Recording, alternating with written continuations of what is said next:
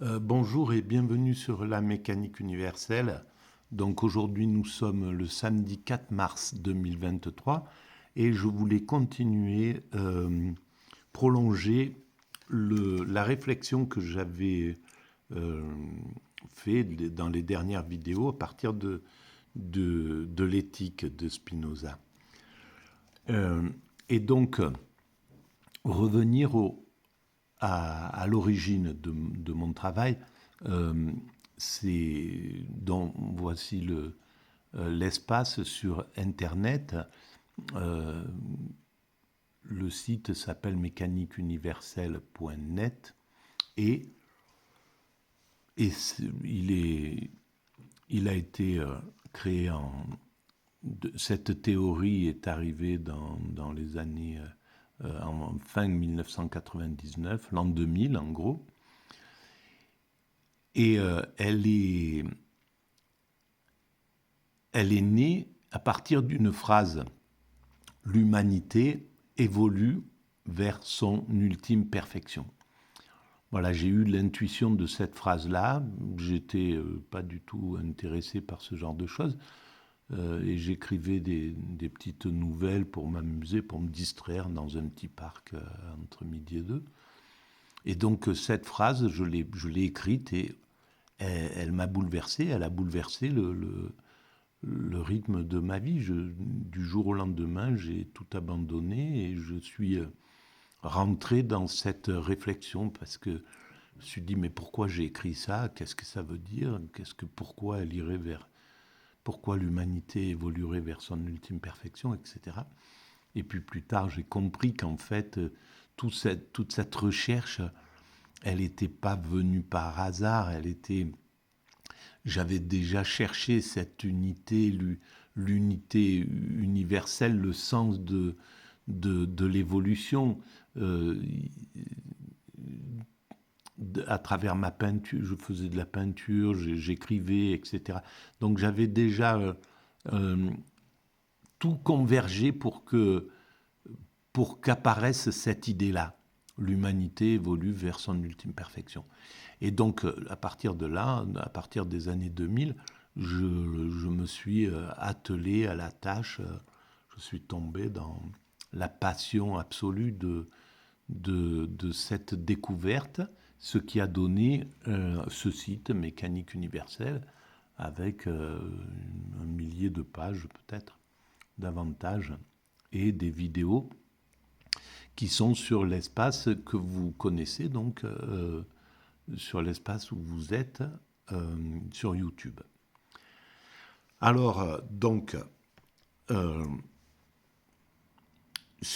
quand je travaillais sur l'éthique de Spinoza, je voulais, là, dans les dernières vidéos, les vidéos précédentes, je voulais essayer de mettre au goût du jour le terme de Dieu qu'il emploie, euh, et qui maintenant est un petit peu, qui est difficile à entendre, surtout dans le monde occidental, mais matérialiste, on va dire.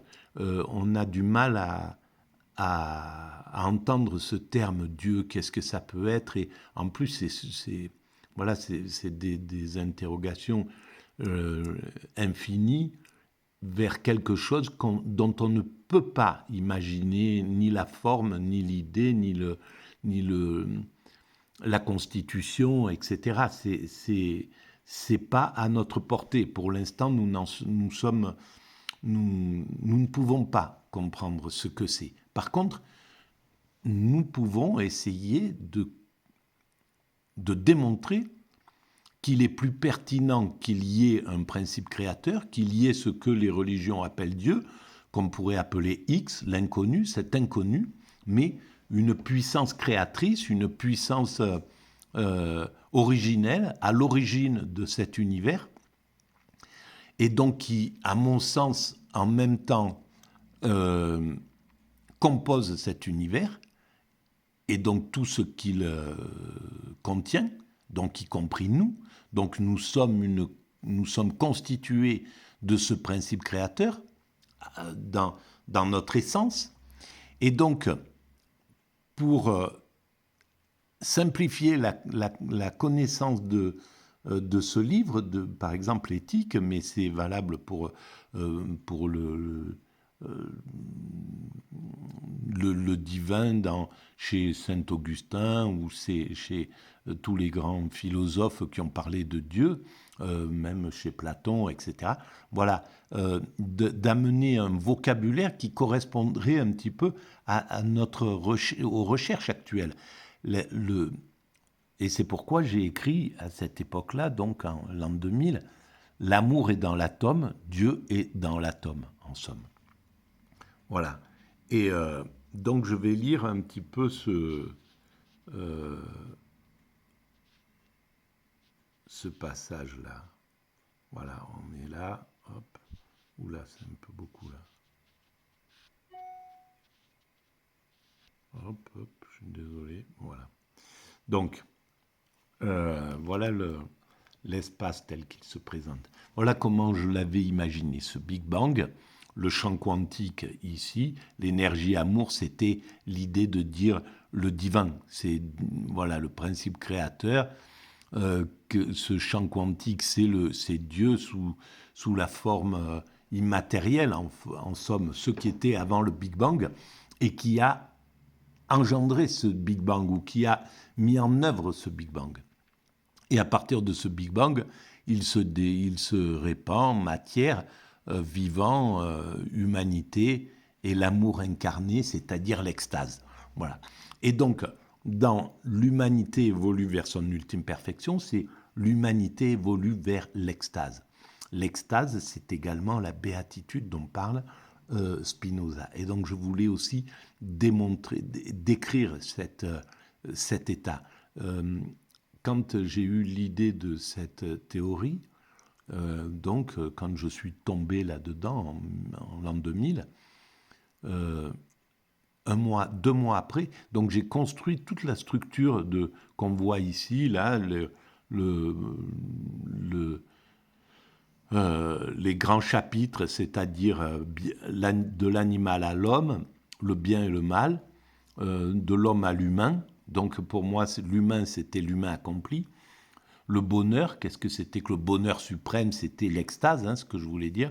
L'amour est dans l'atome, c'est là où je situe Dieu. Pour moi, le divin, c'est les particules élémentaires immatérielles qui constituent cet univers. Et et ce que nous cherchons à découvrir, justement, c'est comment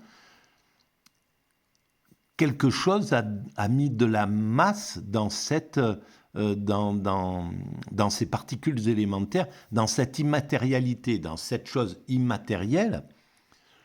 Comment la masse s'est constituée pour que ça donne cet univers comme il nous apparaît, solide, qui nous semble solide, qui nous semble tangible, réel, voilà, cet univers-là. Et donc ça, les scientifiques, apparemment, ça serait le boson de Higgs. C'est le boson de Higgs qui donnerait la masse, justement, aux particules élémentaires et qui serait à l'origine, justement, de la création matérielle. Donc, ça serait en gros Dieu, X, cet inconnu immatériel, une puissance immatérielle, infinie, hors du temps, hors de l'espace, etc., qui a l'aptitude de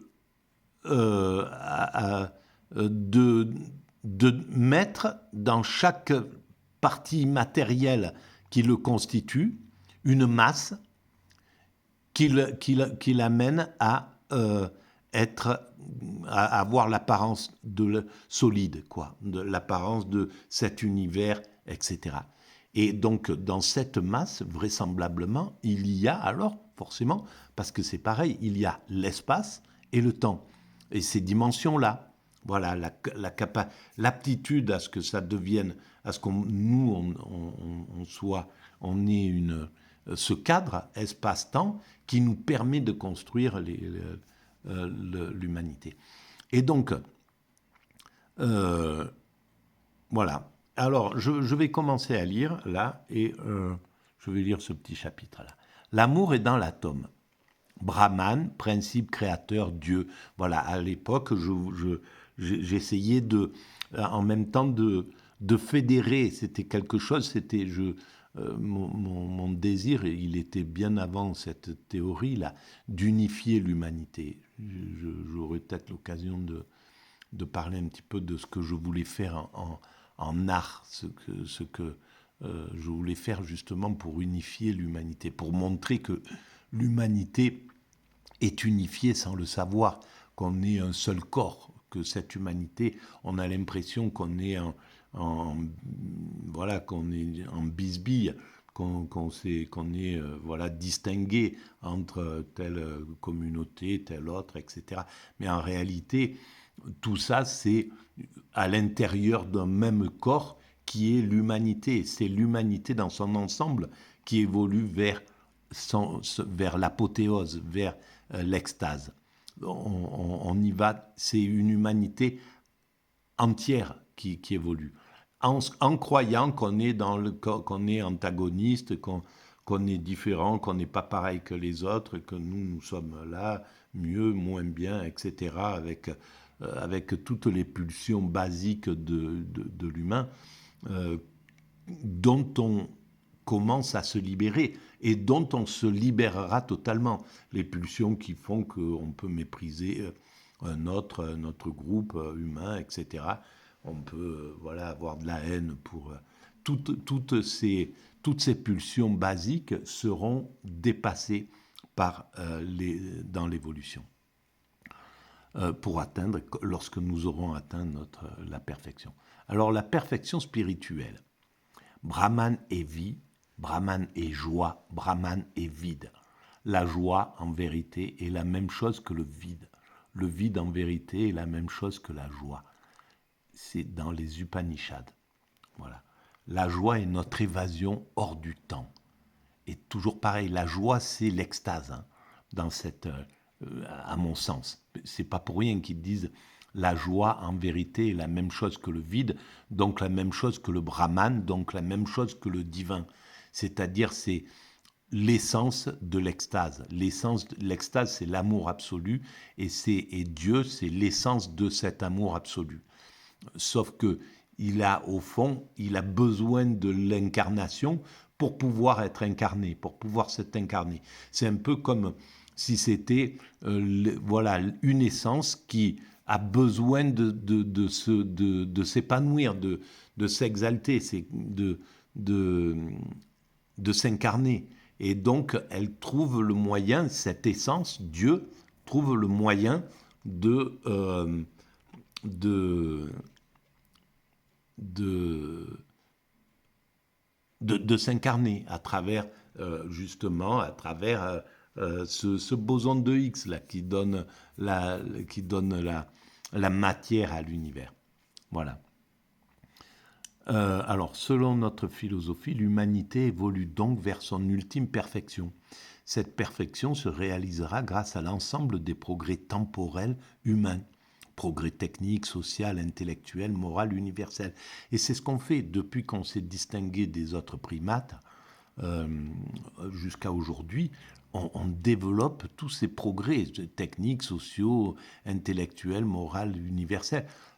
Même si la base, elle est l'amour, par exemple, absolu, l'extase, je pense que les premiers hommes l'ont connu accidentellement. Mais voilà, c'est quelque chose qui est là, quoi. Alors, ces progrès profanes ne sont pas développés pour eux-mêmes. Voilà, on ne développe pas le progrès technique pour le progrès technique. On n'est pas au service du progrès technique. Le progrès technique est au service de l'extase, en somme. Ces progrès profanes ne sont pas développés pour eux-mêmes, mais destinés à favoriser l'émergence d'un progrès supérieur et spirituel, inscrit dans une sorte d'ascension lente vers un esprit supérieur, un accroissement spirituel se concrétisant dans l'extase. Voilà. Donc je vais arrêter là pour cette vidéo et on reprendra la suite, si vous le voulez bien, et avec plaisir, la prochaine fois. Alors, si vous pensez que cette théorie est digne d'être un peu répandue, je vous engage à mettre des pouces, ça augmente la visibilité, et à vous abonner à la chaîne, et ça fait un peu la même chose. Et puis à répondre cet espace. Voilà, je vous remercie. À très bientôt. Merci.